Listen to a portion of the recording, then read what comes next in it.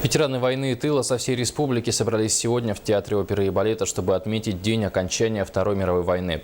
Также в этот день правительство республики вручило музею Нюрбинского района звезду Героя Советского Союза. На протяжении многих лет шла работа по восстановлению звания Героя Советского Союза Николая Кудряшова. И сегодня высокая награда получена и передана на постоянное хранение в районный музей.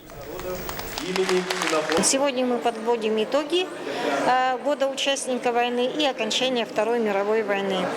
Необходимо отметить, что благодаря решению правительства у нас в сегодняшнем мероприятии принимают участие делегации практически со всех районов республики. Вчера они приняли участие на открытии памятника солдату Имады. Сегодня на торжественном закрытии.